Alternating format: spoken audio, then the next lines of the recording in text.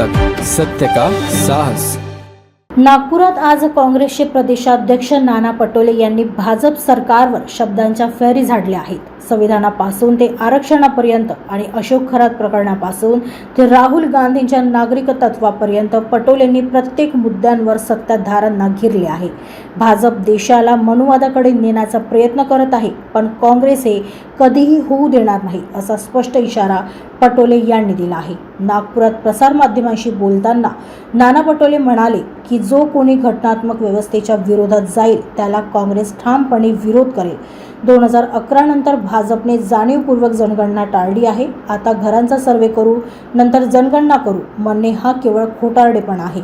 हा सगळा खटाटोप देशात पुन्हा मनुवाद आणण्यासाठी सुरू असल्याचा गंभीर आरोप पटोलेंनी केला आहे। महिला आरक्षणाच्या मुद्द्यावर बोलताना पटोले म्हणाले की आमचा महिला आरक्षणाला विरोध नाही, पण ओबीसी आणि अनुसूचित जातींच्या महिलांना वगळणे हा त्या महिलांचा अपमान आहे। भाजप केवळ ओबीसींचा वापर करून घेत असून त्यांच्यावर अन्याय करत आहे। याचे परिणाम त्यांना लवकरच भोगावे लागतील। अशोक खरात प्रकरणावरून पटोले यांनी गृह खात्यावर ताशेरे ओढले। ते म्हणाले की अशोक खरात हा सरकारचा प्यादा आहे आणि त्याला वाचवण्यासाठी पुरावे नष्ट केले जात आहेत। मध्य प्रदेशातील व्यापम घोटाळ्याप्रमाणेच या प्रमाणातही साक्षीदारांना संपवले जाण्याची भीती आहे। खरात यांच्या जीवाला धोका असून गृह खाते यात पूर्णपणे अपयशी ठरले आहे। नाना पटोले यांनी आगामी काळातील लढाई ही वैचारिक असल्याचे स्पष्ट केले असून भाजपचा मनुवादी अजेंडा काँग्रेस यशस्वी होऊ देणार नाही असा निर्धार व्यक्त केला आहे।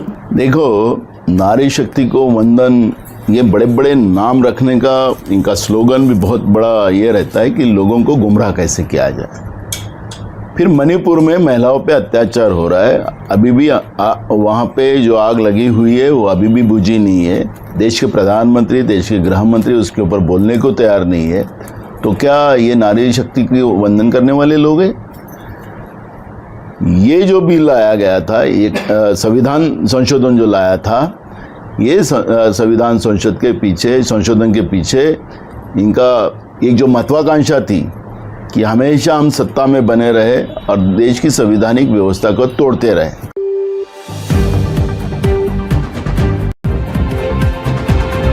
अब तक सत्य का साहस।